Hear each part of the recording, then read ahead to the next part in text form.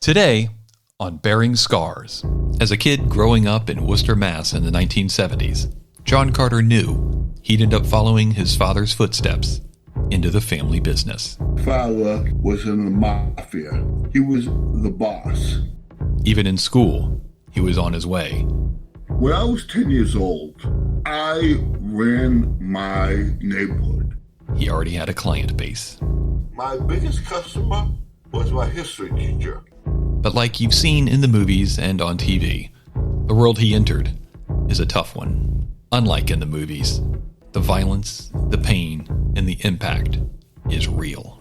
This man owed me money for gambling. Instead of paying me, he decided that he would just try to eliminate his problem. Well, I was shot in the back of the head. Predictably, John ended up in prison. He weighed 330 pounds, was in a wheelchair, and still had 4 bullet fragments in his skull. Prison saved my life. His new family in prison helped John find a new life and redemption. I had to go through what I went through to get to where I am now. Tune into this episode of Bearing Scars to discover John's shocking new life and how he's helping others to transform theirs. 10 cops come barreling through my door with guns drawn. I smiled. I said, "It's over. Thank goodness." Inside and out, everyone you know has got 'em. Your mom and dad and all your friends. Enjoy your scars, scars, scars. Enjoy your scars. On today's episode of Bearing Scars, we meet a member of the mob. You may have noticed during the intro to this episode that John's voice has a certain slur to it. I guess getting shot in the back of the head, being in a coma for 3 months, many more months in the hospital in rehab will have that effect. But a physical impact on his voice doesn't mean that John Carter is voiceless. John Carter, welcome to Bearing Scars. Thanks for being here, sir. Hey, thank you so much, my friend. Awesome to be here. Thanks. One of the things that we like to do to start off every episode is to ask our guests what they wanted to be when they grew up. So, John, what did you want to be when you grew up? That's a great question. Actually, it was one thing and then turned into another thing. When I was a child, my goal in life was to be a veterinarian. We owned a farm about 2 miles from our house. Mm-hmm.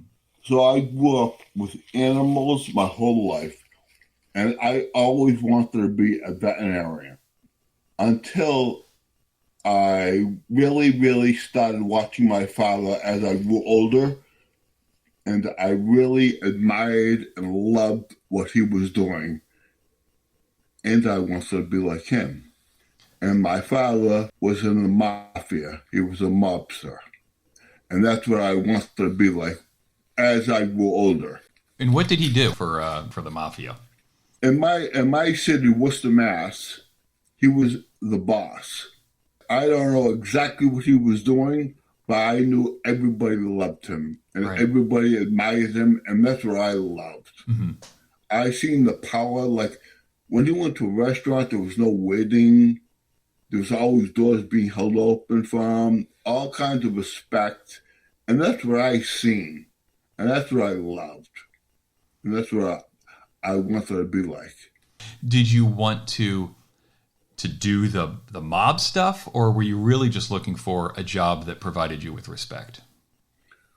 That's funny. As I was growing, like when I was 10 years old, I ran my neighborhood. See, I looked at my father. I did not know about crime yet, mm-hmm. but I seen he was around a bunch of guys, and they all did everything, and it was a pack. So that's what I did. I got on my neighborhood, childhood friends, and we had a clan, mm-hmm. and like we shoveled every driveway in my neighborhood. We had every yard in my neighborhood. No other kids would ever dare to come to our territory and shovel snow. But it was all illegal for me. Like, the snow shoveling, the yard raking, the cleaning. Me and my crew, we had a business. We loved it. But I did not realize my father was doing illegal activities on top of that. I didn't realize that. I thought it was all normal.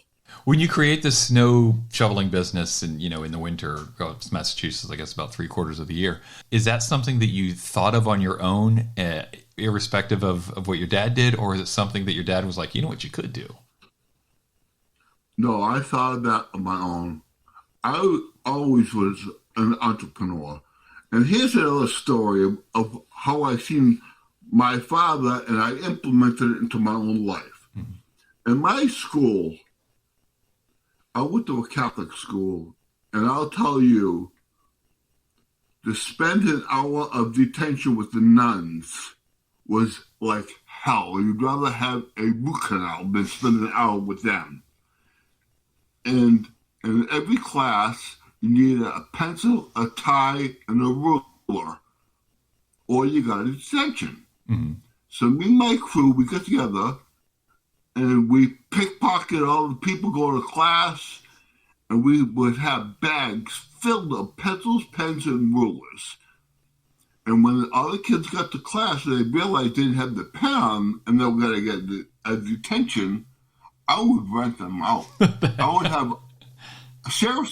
have a line at my desk, and they would have to rent the pen, the pencil, or the ruler, pay for it, 25 cents a class, and give it back to me. The very pen that you took potentially from them earlier. Exactly. Yes. Yes. I was a hoodlum. What did your mom think of what your dad did, and what did your mom think of what you were doing around that time frame, around 10 to 15? Well, my mom, I had 3 brothers and sisters, so there was 5 of us, and my mom was a stay-at-home mom, and she had her hands full. We were all hellions. I don't know how she stayed sane. She kind of blocked out what my father did. Mm-hmm. And she accepted it and just dealt with the family stuff, keeping the family together. My father was the bread maker, and he kept all his business outside of the home. Mm-hmm. In my home, there was nothing but love. My father didn't bring his business home with him. In our home, every night we had supper. All of us together. 5 kids, my grandparents next door, my father, mother, there were 9 of us every night at the supper table. That's the way it was in my house. It's a very loving house. Where were you in the child system? Were you the youngest, the oldest, the middle child? I was the middle child. I was the favorite. Mm-hmm. And how about your brothers and sisters? Were they doing the same kinds of ruffian stuff that you were doing as a kid? No, they didn't have anything to do with that. But they were all athletes. Mm-hmm. My brother was a hockey player. My sister was an ice capades skater. So my mom had her hands full with all our kids. She never always taken us to practices, always filled. And my father never missed my ball game. Right. Never. He was there for every game. When you were in high school, what kind of cliques did you hang out with? Were you, you played football, so I'm guessing you were at the Jocks. And what position did you play? See, I played defensive end and tight end. Okay. But this is where it started for me. I was a jock. Mm-hmm. I loved it. But then I started noticing the druggies, they were called. We had the jocks and we had the druggies. The druggies with the long hair, and that was kind of attractive to me. They would smoke their pot in the morning. So I tried playing in the middle. I was friends with the jocks, and I was friends with the druggies. And what years are we talking about here, so I can visualize, or our listeners can visualize what everybody was wearing? Are we talking the Breakfast Club years? Are we talking the 70s? What years are we talking? Well, as a freshman mm-hmm. and a sophomore, I was an honor roll student. As a junior, I was an F student, and I flunked out. That's how quick it happened. And we're talking the 80s here? Correct. I was supposed to graduate in 86. Okay. I dropped out in 80 at the beginning of 86. What was that turning point that had you going from jock to druggie? What was it that was more appealing about it? It was more appealing because they did what they wanted. Mm-hmm. You know, they didn't have any curfews. They just did what they wanted. And I liked that. They didn't care about school anymore. They didn't have any obligations. They just did what they did. And that's where I fell into that. I stopped participating so much in sports, and gradually I drew away from all sports. And I just became a wannabe gangster and drug addict. Mm-hmm. I was a wannabe gangster. My father had the respect and maturity to handle this. He didn't do drugs. Right. And I didn't have that. I did not have anything like that. So your dad was a little bit more disciplined when it came to the profession. Yeah. Correct. He was a gangster. Mm-hmm. He was cut out for that job. I was not. And while you weren't cut out for that job, what got you into that field? What got me into that field was the love and the attraction that I seen from my dad. I seen it. You know, it was right. I didn't see the bad stuff, though. If I seen the bad stuff, maybe I would not have gotten into it. I didn't see any of the bad stuff. I see nothing but good. Good. People loving my dad, coming to my dad with problems. It was, you know, he was the source. Mm-hmm. The whole neighborhood loved him. And I loved that.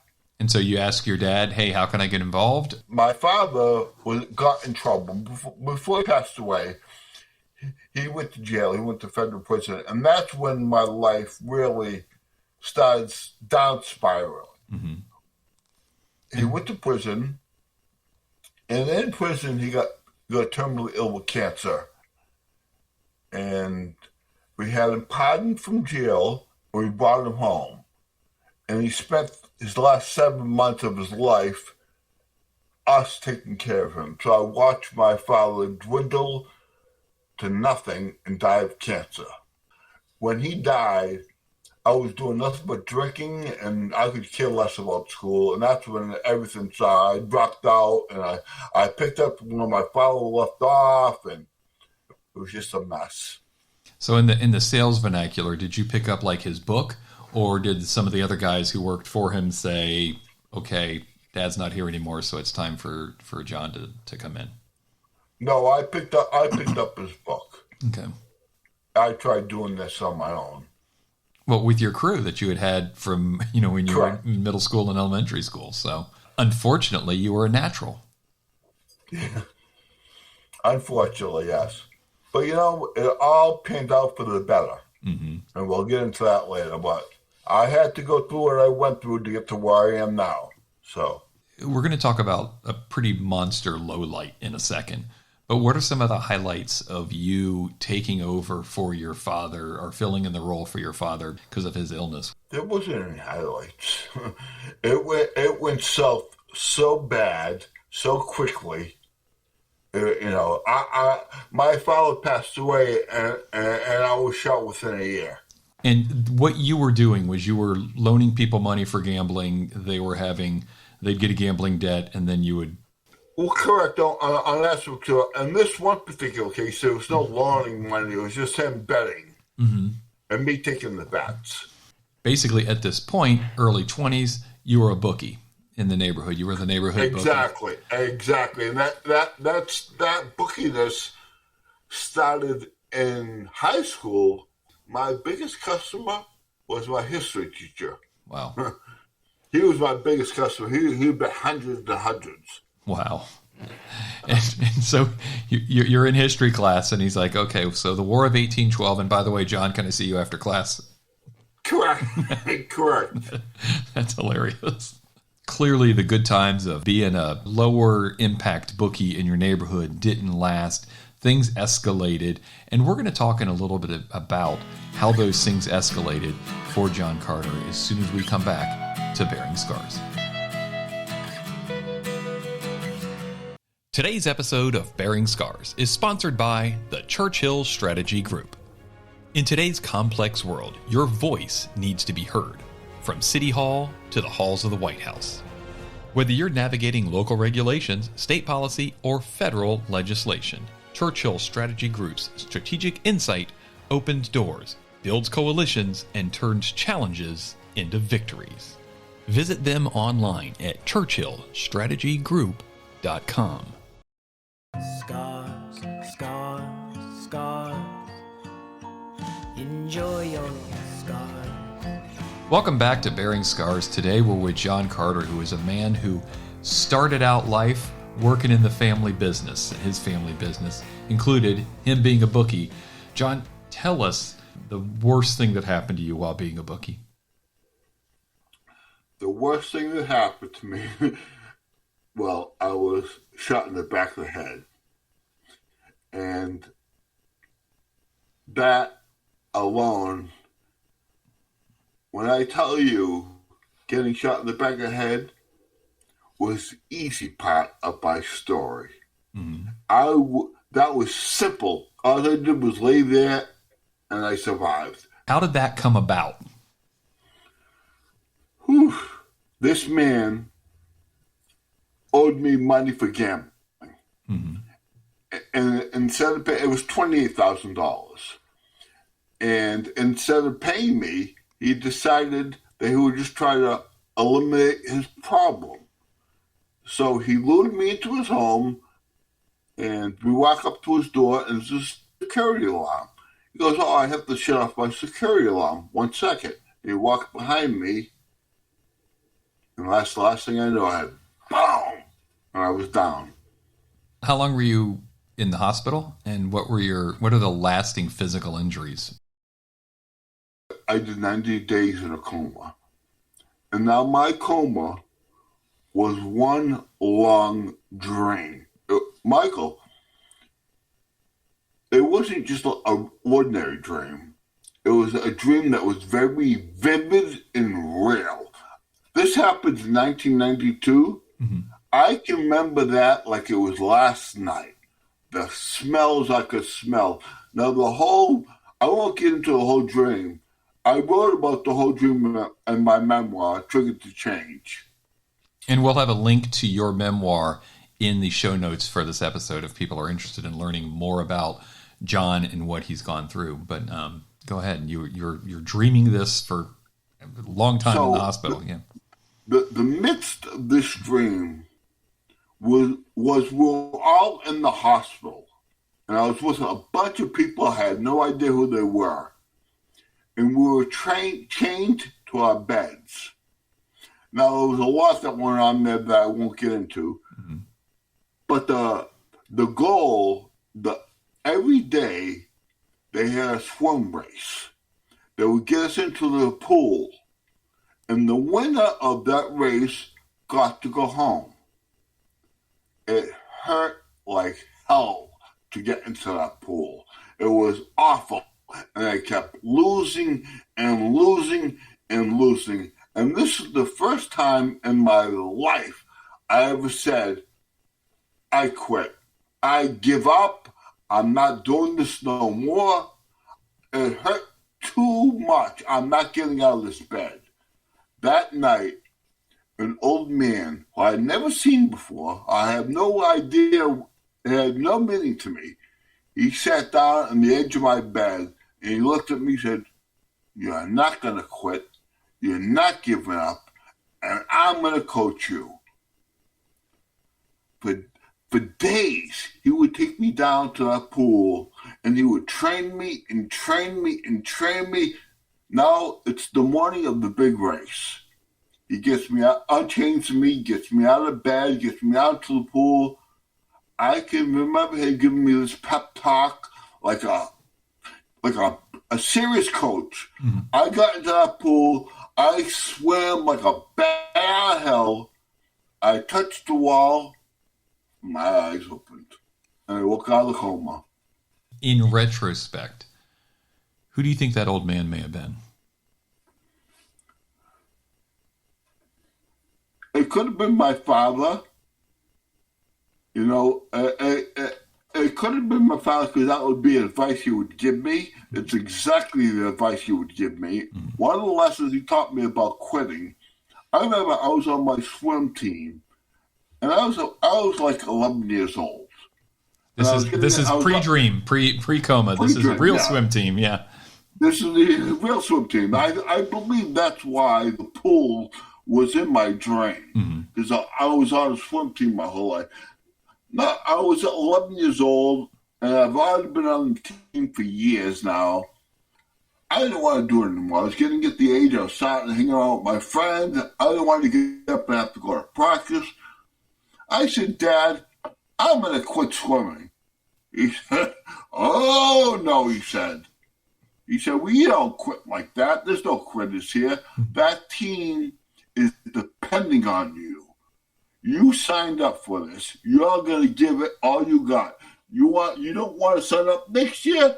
That's on you. You can do that next year. But for right now, you're going to fulfill your obligation. And I never, ever, ever said I'm going to give a quit until this dream happened. Now, in that dream, I believe it was my father's words, but I don't know who the man was talking to me. You know, could have been God. I don't know. Right. Still have debris in your head from the bullets? I mean, physically, how has this impacted you? Yes, well, the bullet blew up into 9 fragments in my brain, and they took out 5 fragments, and they didn't want to mess with the other 4. There were parts of the brain they didn't want to mess with. Rehabilitation has been tough, Michael. It's been real tough. How long after the coma did you stay in the hospital, and what were some of the other physical ramifications? Well, I spent 90 days in a coma, and then I spent 6 months on top of that in the hospital, rehabilitating myself and trying to get better. But it was real tough. Michael, when I was in the hospital, I was surrounded by people, so I never felt alone. I never really had no feeling about myself, what happened. You know, I was around everybody trying to get better.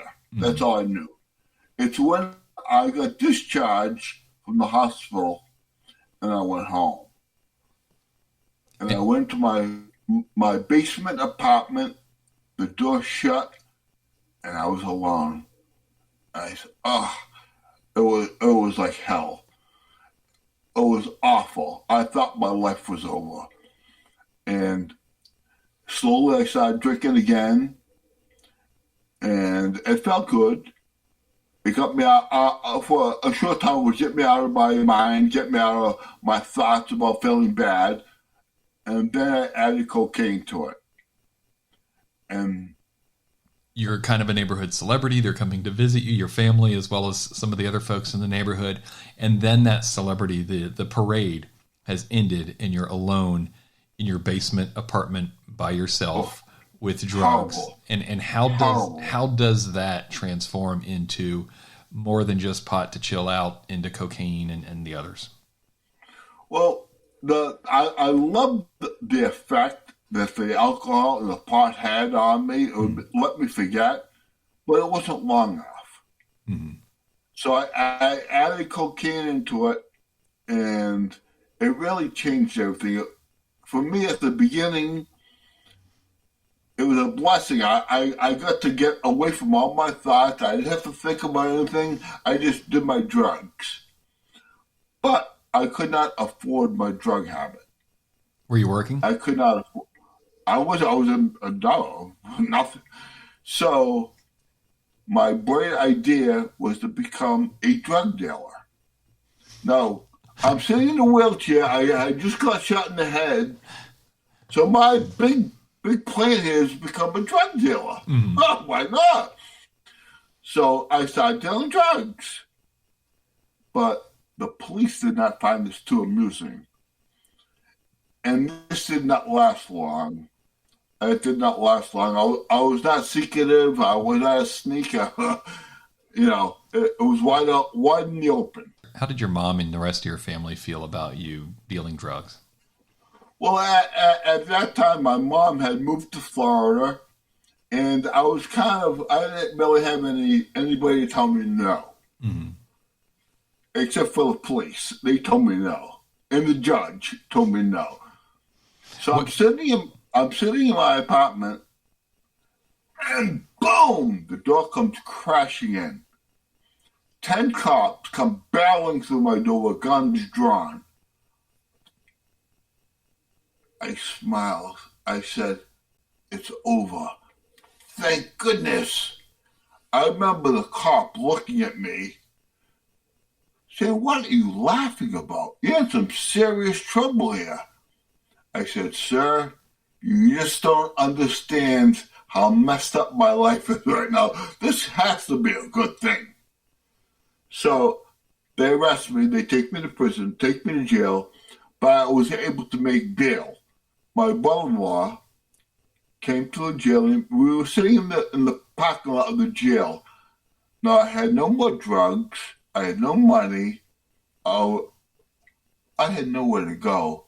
I was a lost soul. I was broken. I was 330 pounds sitting in a wheelchair in the parking lot of a police station, and I had nowhere to go. So my brother-in-law said, "You need to start with getting sober. Don't worry about everything else. You got to start with getting sober." And at that time, my options were not plentiful. So I said, "Okay." And he drove me to detox. And this is where it started. I went to detox, and after a few days, my head started clearing up. The drugs came out of my system. But I was around social workers and people that cared. I said, "Wow, I want to stay sober." So when you want to stay sober, a detox is only like 7 days. If you want to continue treatment, you go on to a halfway house. But you need to be accepted to a halfway house. So I had it set up to get interviewed by the executive director of the Granada House here in Boston. So I remember I wheeled in, I'm sitting in the office waiting for her, and here she comes walking in. Now I can visually see there's something wrong because she's off balance and she's slurring her words. She's talking like me. She's slurring her words. Mm-hmm. She sits down and proceeds to tell me her story, how she was in a cocaine-induced coma 30 years ago, sitting right where I am, waiting to be accepted to this halfway house. Now she is the executive director. Michael, she glowed. I wanted what she had. She was happy, and she sat down and she was telling me how she got out of the wheelchair. This wheelchair was hell. It was awful. And she got out of it. I could not believe she actually got out of the wheelchair. I said, "I want this." From that minute, that moment, she became my best friend. She actually wrote the foreword to my memoir, Triggered to Change. Now, I met her back in 1994. This woman is awesome. She became my God, so to speak. Everything she said, I listened to. Meetings, anything she said.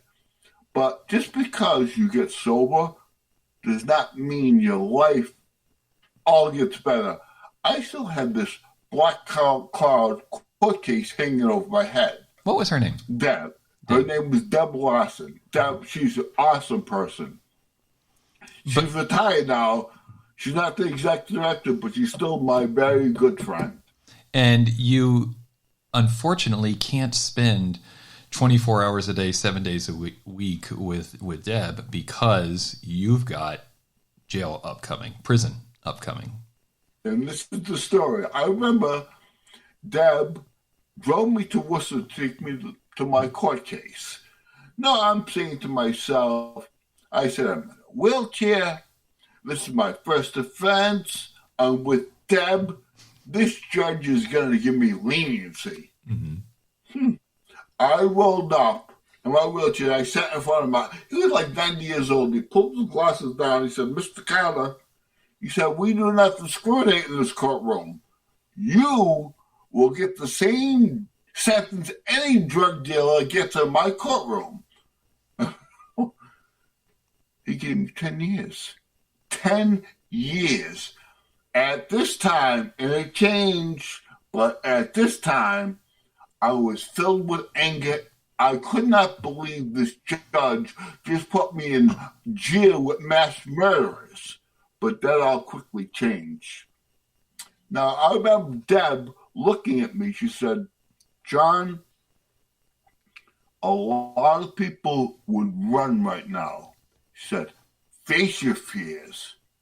Face them and you'll get through it. You are not alone. I will help you. You're going to do this. So what? She's like God to me. Her word, I didn't even question it. What do I do? Right off to jail I go. I thought it was this big, tough gangster. Yeah. Sitting in a wheelchair, they put me in the cell. Those big metal doors clanked behind me. I was in a cell no bigger than your bathroom, and I was in a wheelchair. I said, 10 years of this. I cried like a baby uncontrollably. I remember the guy next to me, shut up, he would say quietly. Don't let them hear you. Don't let them hear you crying. And that's it. So this is where fitness came into my life in prison. So the next day, the door opens. 3 guys walk into my cell. I said, oh, God, here we go. They said, we're friends of your dad's, and we're here to help you. If you remember, my dad was in the mob, so he had friends on the inside. And they said, we're here to help you. And we're going to stop getting you out of that wheelchair. I couldn't believe. I said, well, what are you talking about? He said, we don't care if we have to carry you. You're not using this chair in this prison. For months, they took me to the prison gym. They trained me. I was using that chair less and less. And who would have thought 3 convicts in prison would have taught me about training? You know, I felt like I was getting so strong and so good. You know, I would go into my cell. When I was in my apartment, before I went to jail, I felt alone in this big apartment. Now I'm in a cell 6x6, and I felt great. I said, what's going on here? How can I feel good? So that's when I started doing my research. And I learned about the scientific facts about training, how the endorphins get released and you start feeling good about yourself. Oh my God, I felt great. I felt awesome. When you say you felt awesome, at what point along the way did you lose respect for yourself, and when did you regain it?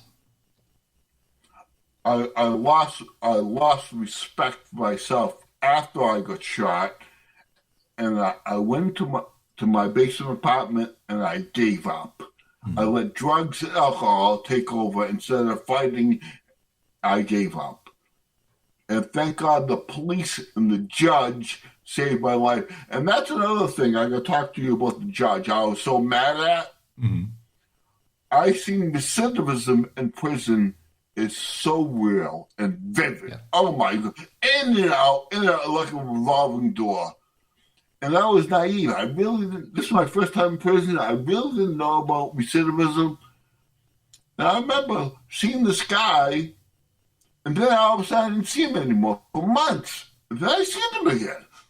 I said, oh, what happened? Where'd you go? He said, I got out. And I messed up and I violated. I don't understand. He said, well, my parole officer tested me for drugs and I was doing drugs, so I violated parole. I said, so they let you out of here and you decide just because of drugs to come back here? And he smiled, and in prison you don't say anything. But I remember looking at him, you idiot, I want to say. I would be under my bed crying for a year if they let me out of here. I said, God, please, one chance. And I remember going back to my cell that night, talking to my dad up in heaven. I said, Dad, please guide me here. Give me some hope. And boom, a lesson that he taught me. Fail to plan to fail. Mm-hmm. So I said, oh my God, I'm making a plan here. I'm not coming back here. I'm going to make a plan. So that morning, I get on the phone with Deb at the halfway house. And she says, I've been waiting for this call. Of course we're going to help you. You just have to ask for it. Of course you're going to. And thank God I did this, because I got out of prison with $100 and a bus ticket and a CEO saying, we'll see you soon. That was his going away advice to me, we'll see you soon. With $100 and a bus ticket. If I went back to Worcester, I would not be here doing this podcast with you. I would not have made it. I went to the halfway house, I seen Deb, and she reintegrated me in society. And thank God, because it was so hard. I was at the halfway house twice. Before prison, and then I came back after prison.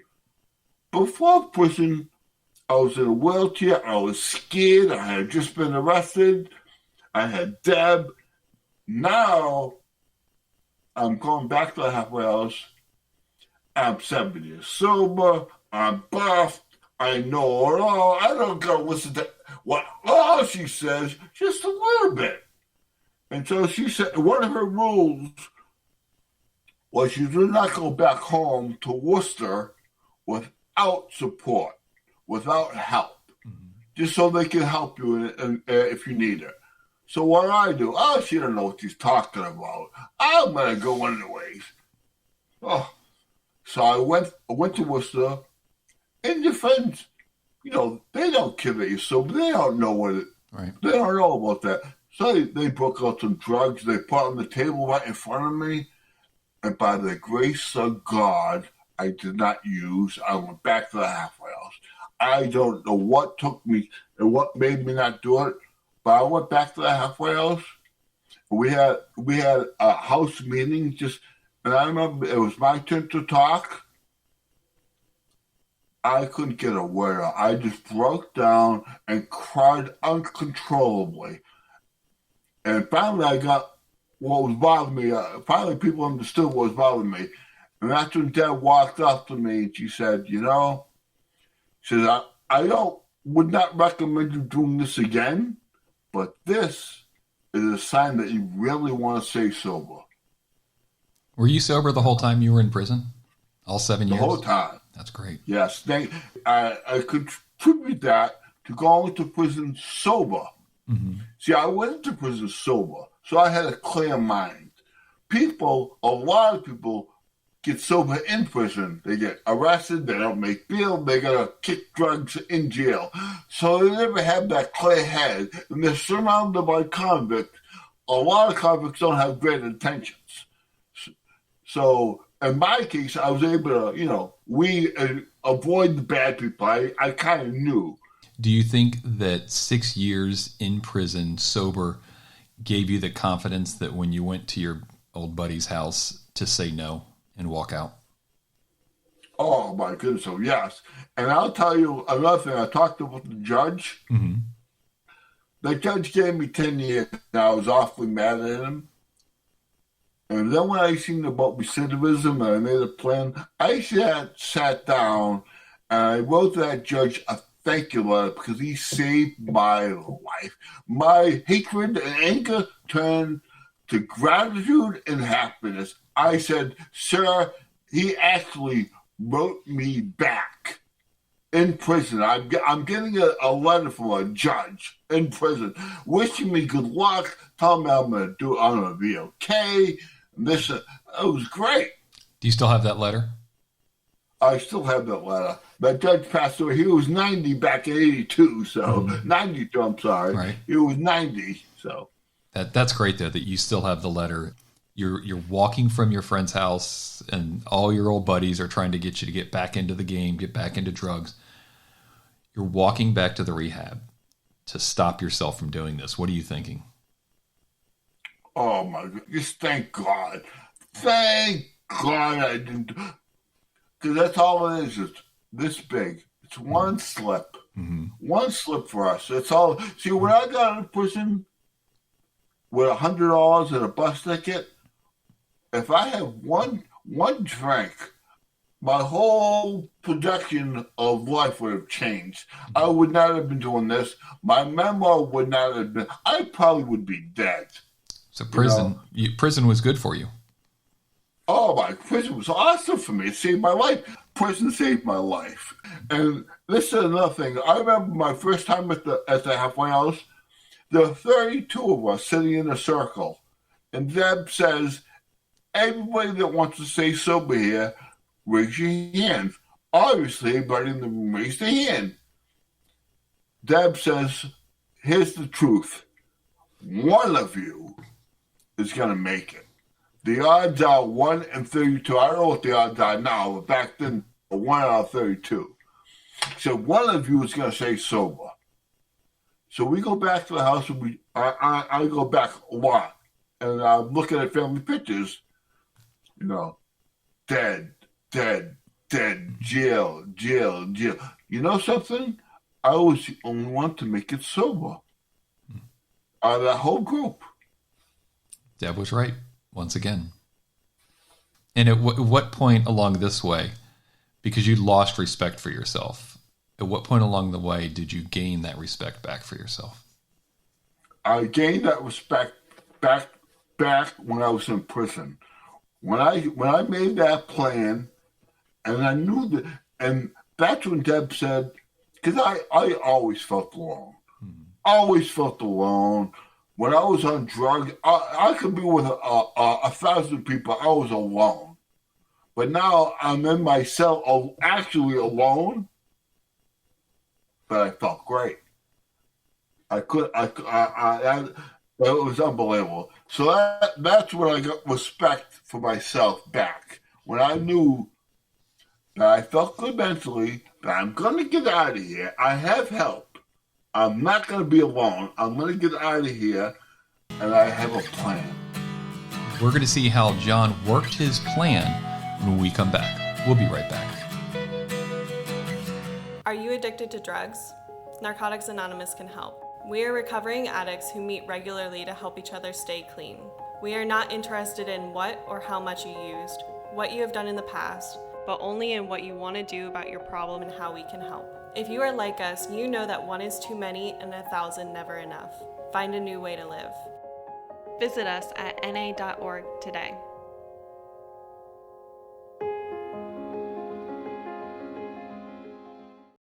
Scars, scars, scars. Enjoy your scars. Welcome back to Bearing Scars. We're back with John Carter, a man who has had a very colorful life and ended up finding himself in prison, earning himself a ticket to prison, but also earning himself a ticket to sobriety. John, when you get out of prison, you go to the halfway house, you leave the halfway house. What's the next step to ensure that you can continue to be a success in your life? Well, I knew I wanted to be into fitness, but I needed to get a job ASAP because the Granada House is a working house. Mm-hmm. You have to have a job that makes you feel better about yourself. So my first job, when I got out of prison, I went down to Harvard Square here in Boston, Cambridge. I found myself a job. It was a newspaper stand, and I was to make $7 an hour selling newspapers and magazines, and that's what I did, and I loved it.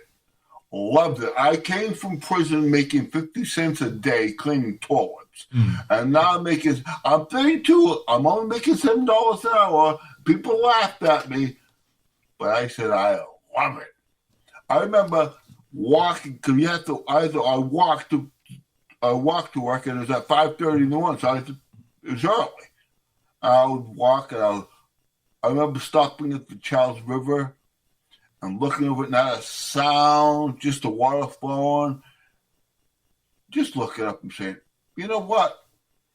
Thank God. This is awesome. This is great. I'm on my way to make somebody. I loved it.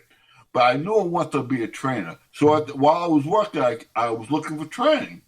So I went to all, the major sport clubs here in Boston, and none of them would give me the time of day. I talk with a slur. I walk with an awkward gait. So none of them would give me the time of day. So my friend asked me if I wanted to go train with him at the gym.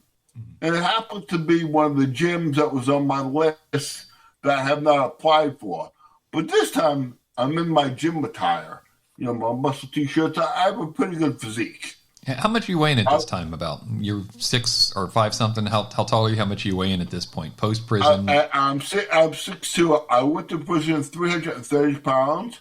I wheeled into prison weighing 330 pounds. I walked out weighing 205. Wow. And as you said earlier, you were cut. You were buff. Oh, I'm jacked. Yeah. Mm-hmm. Yeah. I take that to pride.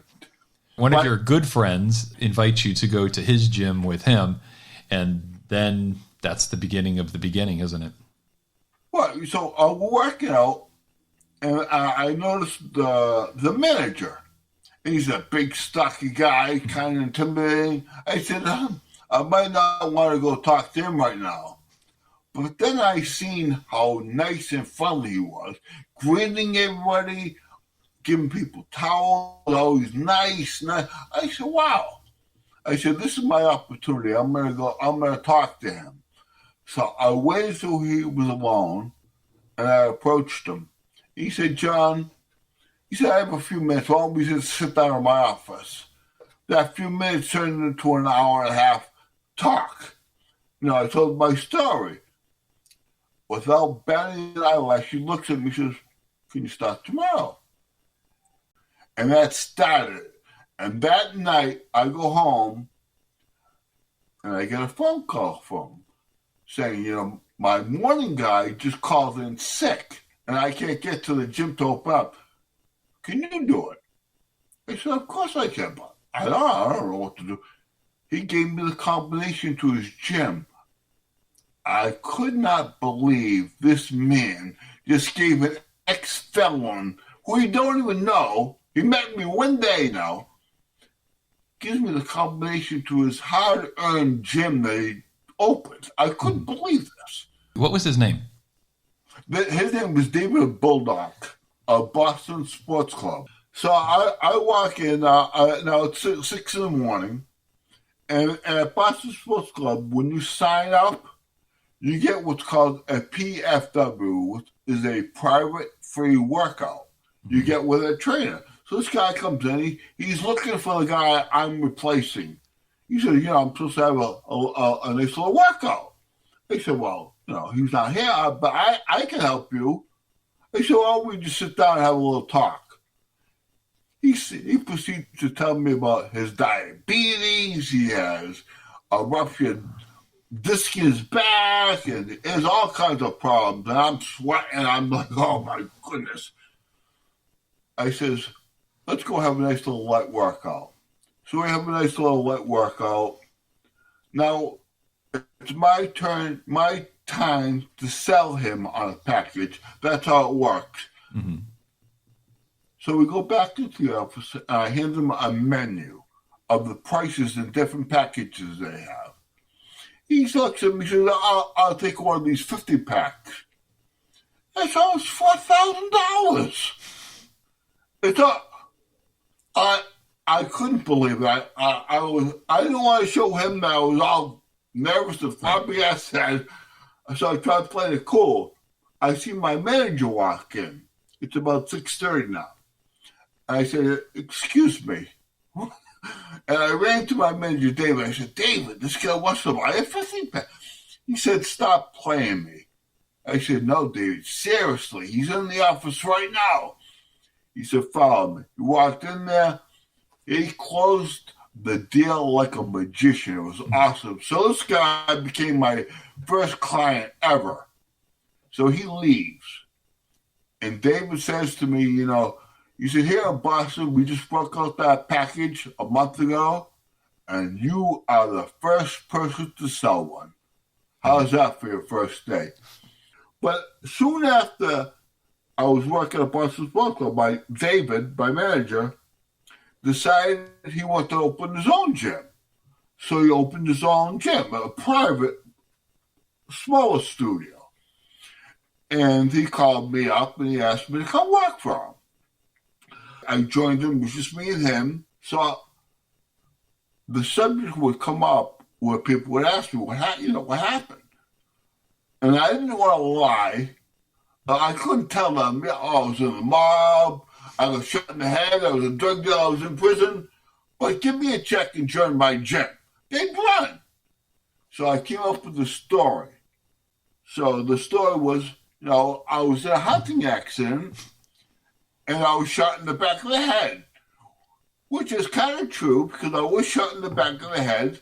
I just left off the part that I was the one being hunted, Michael. Mm-hmm. I just didn't tell them I was the one being hunted. So that was my story. How did you transition from working for yourself? David wanted to make the gym more accessible, more clients, more trainers, and I want to keep it private. My clients love working out in a private environment. I could give them a lot of inspiration. I could talk with them. They loved it. So it was either leave or buy him out. And I'll tell you, it was the toughest thing in my life. When I bought him out, I think I had $18 left. The office became my bedroom. And in order to make my gym work, I couldn't pay 2 rents. But now I've been in the business 13 years. I would tell clients, little bits and pieces of my story as I got to. That was my main story. I was shot in the head. I was a hunting accident. But then, as you get to know somebody, you start trusting them more. So I would have this client. Her name was Taryn. And I would start divulging each time I would divulge a little bit of my story. It was like the succession. And she says, oh my God, she says, I thought you were just in a car accident. There was nothing you could say that surprised me now. And I still didn't tell her about the jail part. I said, oh really? I said, here's a little story for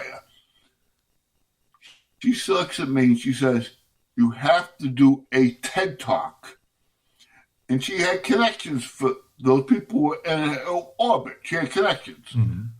So I remember going to my first interview for the TED Talk. And I walked out and I said, Taryn, what the hell did you get me involved with here? I can't do this. I couldn't go 10 seconds without saying, I couldn't do it. And she said, John, I'm going to coach you. You are not alone, and you will do this. For months, she came to my gym, and she coached me and trained me how to do this TED Talk. So now it's the day of the TED Talk. You know something? I got a standing ovation. The adrenaline and the pump I got on that stage told me I would need to tell my story in a different way. I'm inspiring people. Now I do my TED Talk. I see people being inspired. I go on. So that's why I wrote my memoir. Have you found the truth to be cleansing? Telling the truth. Oh my goodness. It's so awesome. No, there's no lying. It's raw and it's so good to be honest. So for years I lied to myself. Well, I don't have a problem. I can do that. I was just lying to myself, getting myself. Now there's no lies. It's all out in the open. Have you talked to your mom recently? Oh my good. Now, my mom lives with me now. Mm-hmm. I walk with a service dog. I volunteer. It's called Mobility Danes of New England. Formerly, it was Service Dog Project. We just changed our name. And I volunteer for them. And the proceeds of my memoir are helping my Service Dog Project Farm. We raise, train, and donate Great Danes to the mobility impaired. They change lives. Now, my first dog, Jagger, he got very sick. He had a blood disorder, and we saved his life. But I had to retire him. But my mom lives with me. And unbelievable, Jagger is now her service dog. She'll start crying for no reason in a wheelchair because she has dementia. When you're talking to her, she's very engaged in it. Mm-hmm. She might not remember your conversation in 2 minutes, but for that minute when you're talking to her, she's right there. It's awesome. And I have 2 daughters, and I have a son from another. I was engaged after prison. Mm-hmm. So my son never seen me drink or drug.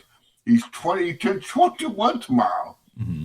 And he lives with me also. So it's me, him, my mom. What a great conclusion to your story, in that as a child, you were hoping to follow in your father's footprints, which was to take care of the family.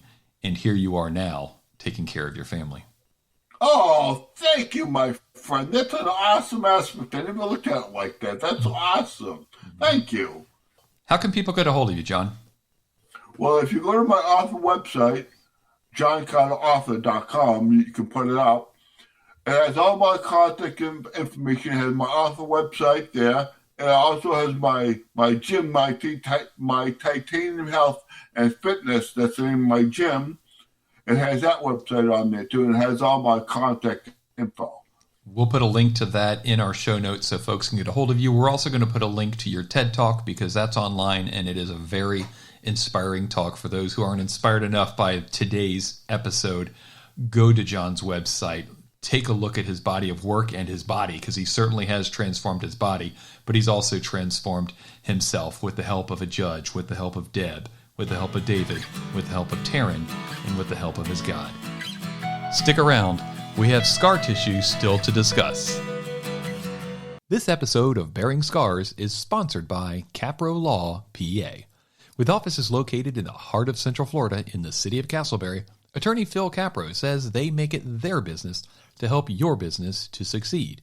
They understand the nuances of real estate transactions, and they speak the language of corporate and business law.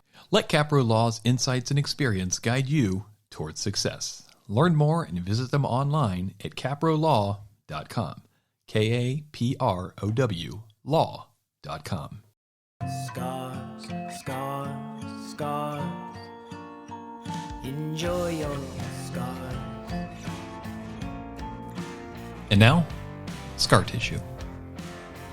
One of the things that I found fascinating about our discussion with John Carter is how cavalier he was about somebody just happening to owe him $28,000 in a gambling debt.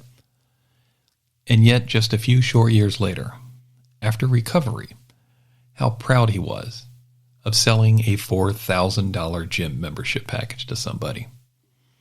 It's interesting how our priorities change, our goals change, the things that we find important in our life change. One interesting thing about John Carter, which did not change, is his love for animals. We heard the excitement in his voice as he described his work with Mobility Danes of New England. We heard the joy he described when he was talking about Deb, the executive director of the Granada House in Boston. We heard the peacefulness in his voice when he discussed the letter that the judge wrote him, and how he still carries that letter every single day. John Carter's come a long way in his life. You would never expect that 18-year-old who was in the mafia, who ended up getting shot in the back of the head, would have survived, would have thrived, and would be telling us his story both online and in print and on this podcast, even though he's bearing scars.